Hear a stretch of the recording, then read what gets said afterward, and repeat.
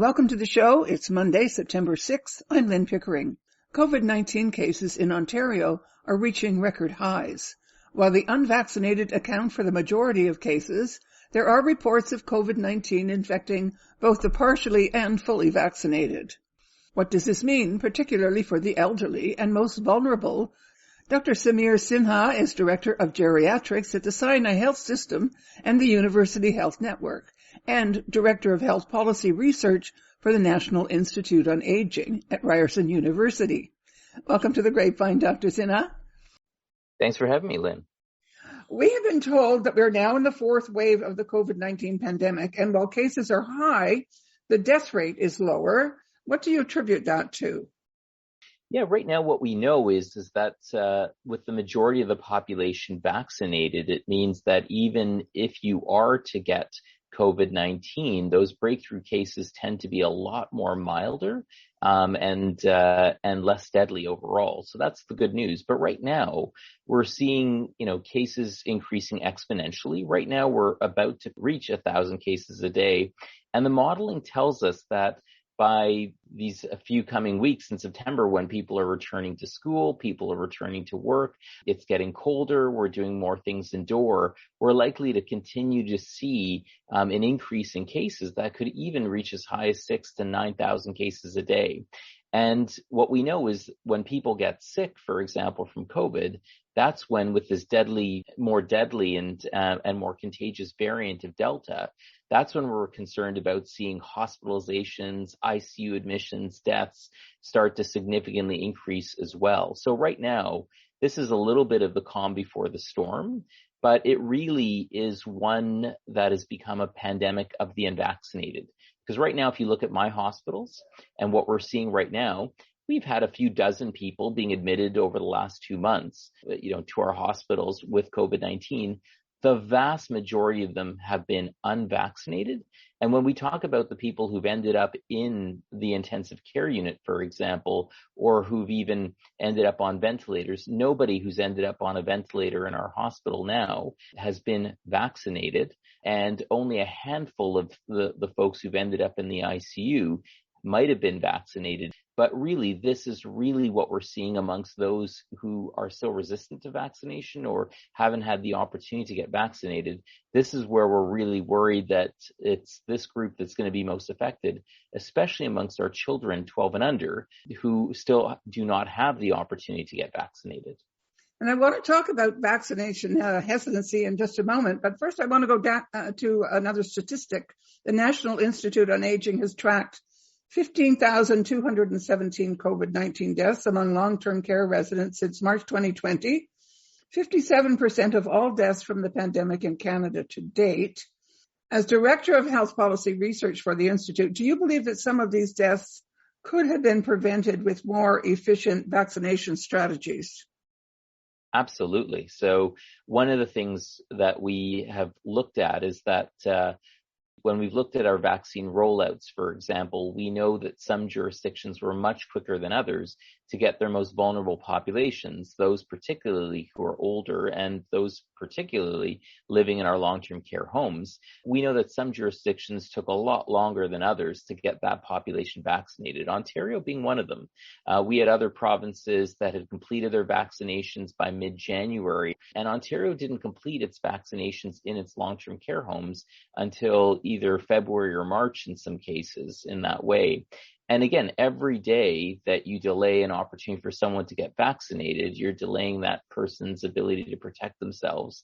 And we've seen that amongst the wider population as well, because Ontario took a lot longer before it decided to vaccinate older Canadians in general, not just those living in long-term care homes. And so we just completed an analysis and published it where we looked at the consequences of delaying vaccinations in older people and delaying those second vaccinations in older people between Alberta and Ontario. And even though Alberta was having far higher case counts and case rates, for example, in the spring of last year, they saw far fewer deaths proportionally than we did. And what we surmised is we probably lost close to 500 older adults in Ontario because we deliberately delayed our vaccinations for our community dwelling older adults as well.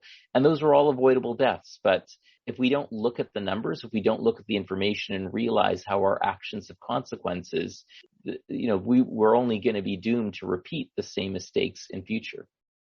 Well, let's talk about booster shots then, because when the elderly were vaccinated, some of them earlier than others, does that mean that the antibodies could be dissipating as time goes on and that they are now more susceptible to the disease, even though doubly vaccinated?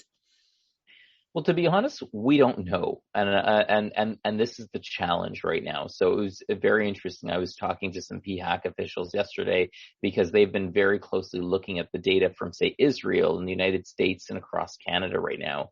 And what we do know with certainty is that if you look at people's immunity, for example, where you look at their antibody levels, they do seem to decrease over time. That's clear.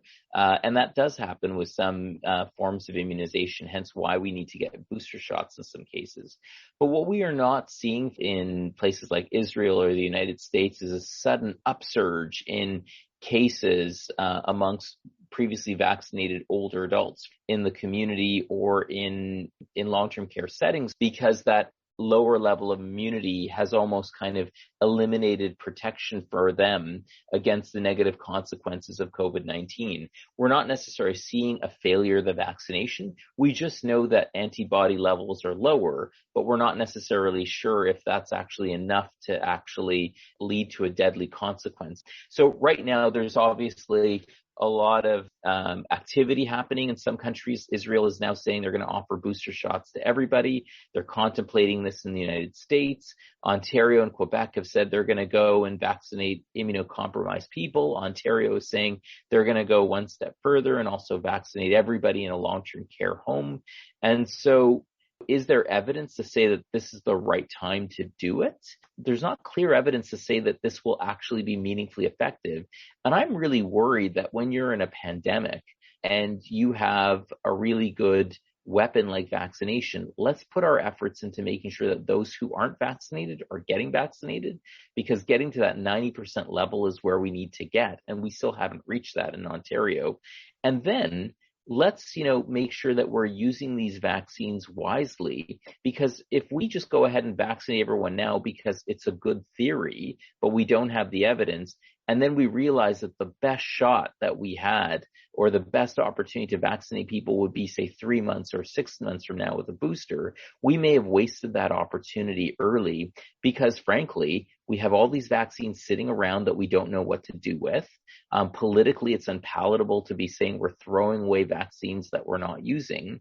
And there was a stat that just came out from the US just the other day showing that they've now thrown out 12 million doses of vaccine that they just couldn't use, when we've got billions of people around the world and millions of people across Canada who are eligible, but yet have not chosen to get vaccinated or haven't been able to get vaccinated because of various barriers. So I'm a bit worried that just like in this pandemic, when things get very politicized very quickly, we start making political decisions rather than the right decisions that will benefit the most vulnerable in our society. Well, let's go back to another statistic when we're talking about vaccine hesitancy. From the National Institute of Aging, almost 94% of those over the age of 60 have received at least one dose of a vaccine. Does it surprise you that it's often those under 60, those that you would think have easy access to the latest scientific and medical research and would hopefully have developed critical thinking skills, are so easily swayed by conspiracy theories and misinformation or outright lies spread on the internet? I'm just, as a geriatrician, I specialize in the care of older adults, and I love working with older patients because my older patients, frankly, they value their independence. They know that every day is a gift. And frankly, I think what you're sharing with me is that theory that maybe it takes at least 60 to 70 years before you really develop good critical thinking skills. I can't understand kind of the level of hesitancy that seems to be existing among some groups in our society. I haven't seen it at all in my older patients. I have all but one of my older patients who has gotten vaccinated. It was just a matter of fact. It was like people were more keen on how do I get vaccinated, and obviously having legitimate questions, which I think, if people do have questions and we should answer those questions just to make sure that is this the right decision? Can I understand a little bit more? All very reasonable, but it doesn't surprise me that 95% of older Canadians have gotten vaccinated. And in some provinces, you've actually had literally 99.8% of older people. PI, for example, Manitoba, my home province, I think it's Nunavut, for example, have already reached these, incredible levels, which is showing that amongst, older adults, including frail older adults, the vaccine is incredibly safe and effective, and it works incredibly well because, again, a lot of the deaths we're now seeing are amongst younger populations who've chosen to not get vaccinated or who haven't yet had the opportunity. So, maybe I veered off course here a little bit, but I'm really proud. What older Canadians have shown yet again is that they have good critical thinking skills. They value their independence. They're not going to mess around. But what this has also highlighted for me is how badly we do in getting our older populations vaccinated against influenza, pneumococcal pneumonia, and shingles, because those are vaccination rates that we have not surpassed, say 70% for influenza amongst our older populations. We haven't surpassed 40% of our vaccination rates for pneumococcal pneumonia, and shingles is below that as well. And those are all really, really, really valuable vaccinations that older people need to get in the latter two once after the age of 65 and annually in the case of influenza. So what I think older people have shown, I think me and my colleagues, is that hesitancy is not really a thing. It's more about making sure people know about what vaccines they need to be taking and making sure they have access to those vaccines. And I think what this has shown me is we need to do a much better job on these other day-to-day vaccines that we've really not really supported older Canadians around. All right, let's go to the vaccination certificate, which comes into effect in Ontario on September 22nd. You retweeted this from Dr. Nathan Stahl, another geriatrician at Sinai, who's been on the show several times. And he wrote, quote, as of September 22nd, an unvaccinated individual in Ontario will be denied entry to a strip club, but that same individual can still work in a long-term care home and provide care to frail and vulnerable older adults.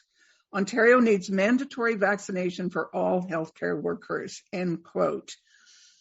Is this what you would consider another mistake by the Ontario government, not calling for mandatory vaccinations for all healthcare workers?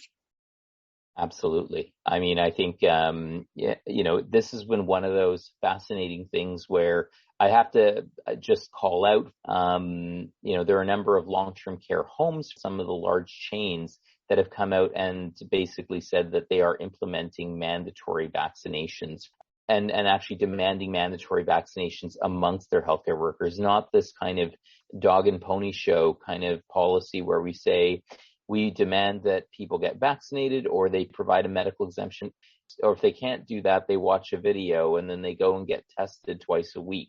That's still a little bit of theater because that's not the same thing as actually saying either you get vaccinated or you don't have the privilege of working with vulnerable populations. So I'm proud that a number of long-term care operators have stepped forward and actually said, no, if you want to work with vulnerable older people, you need to get vaccinated or have a medical exemption. That's it. We're not doing this theater about testing twice a week, because remember that when you do a rapid test, it's not as sensitive and specific as a PCR test. That's the gold standard. And when you do a test once a week or twice a week, all it tells you, depending on its accuracy, is whether or not you had COVID that day.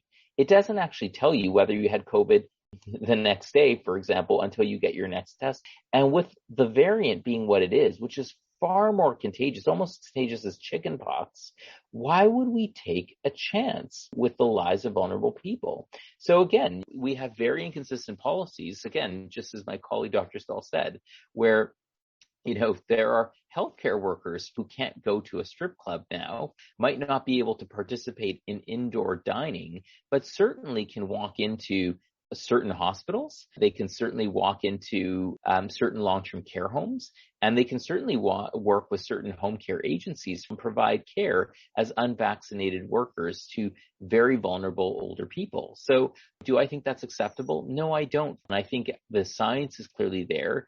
If, again, 99% of our older, most vulnerable people with multiple medical conditions can actually get vaccinated, I have no clue why we're just saying, we don't want to push too hard. We're worried about legal challenges. We're worried about these things.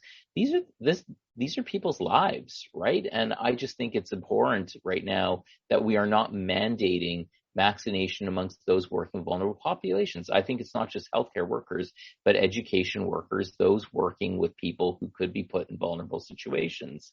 And I think we are going to see the consequences of our inaction over the coming few months, because this is not going to be a nice fall season ahead. This is going to be a sad season where we're going to hear about the deaths of many younger people.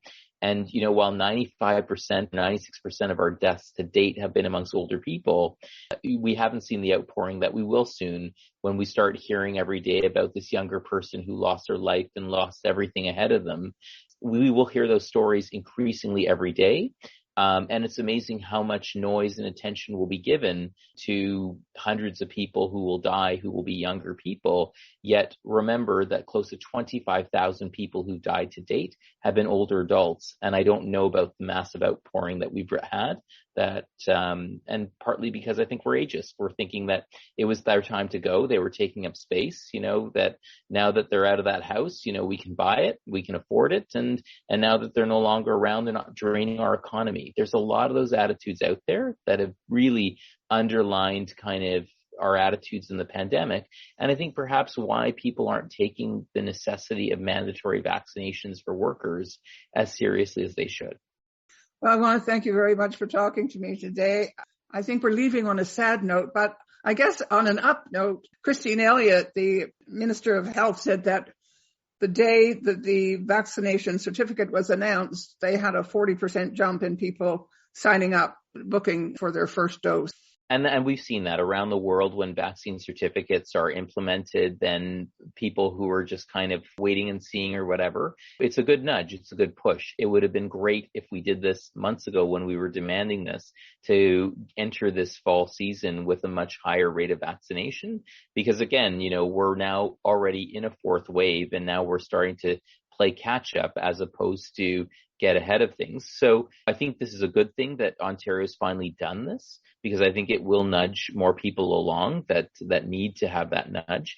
And the high note that I actually have going into this fall as a geriatrician caring for the most vulnerable folks in our society is that what brings me great relief is that I know that 95 or 96% of older adults in Canada who are 60 and older have received their first dose. Almost that same number have received their second dose. And that reassures me that going into this fourth wave, that our older adults have taken this seriously. They've done the right things, and they're showing the rest of society the way forward. And that brings me a lot of positivity going to the fall, because the last 18 months, Lynn, were awful. And at least now I can breathe easier as I just return to seeing my patients face to face, obviously with masks on. And now we can look forward to thinking about how we can keep them healthy and well as we move forward.